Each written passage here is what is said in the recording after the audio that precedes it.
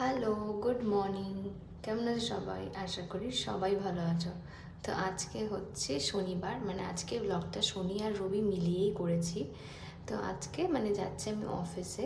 তো অফিস যেতে যেতে আজকে বেশ ভালো রোদও ছিল। তো চলে গেলাম অফিস, আর তারপরে অফিস পৌঁছে খেয়ে নিলাম কিছু ফল। আর আর তারপরে খেয়ে নিলাম আজকে লাঞ্চ, পনিরের তরকারি আর ভাত নিয়ে গেছিলাম, তো সেটা খেয়ে নিলাম।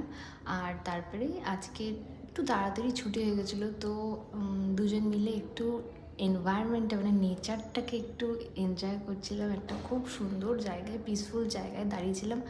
আধ ঘন্টা একটু গল্প আড্ডা মারলাম, দু চারটে ছবি টবি তুললাম, দিয়ে তারপরে ওখান থেকেই বেরিয়ে আমরা একটু আইসক্রিম খেয়ে নিলাম।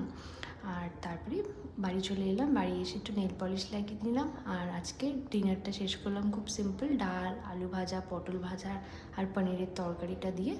তো ব্যাস এরমভাবে আমার এই দিনটা শেষ হলো। তো নেক্সট ডে মর্নিংয়ে এই যে গাছপালা দিয়ে শুরু করছি। মা ব্রেকফাস্ট করে দিল। আজকে পড়েছিল আলুর পরোটা, চানার তরকারি আর চা, তো সেটা খেয়ে নিলাম।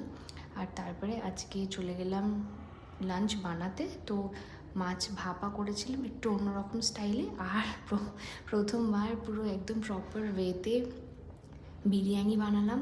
অসাধারণ খেতে হয়েছিল, মানে আমি ভাবতে পারিনি যে এরকম হতে পারে। তো বিরিয়ানিটা বানিয়ে নিলাম আর খুব সুন্দরভাবে লাঞ্চটা শেষও করলাম। ইভিনিং ওয়াকের জন্য বেরিয়েছিলাম, মানে একটু আড্ডা ফাড্ডা মারলাম বন্ধুদের সাথে।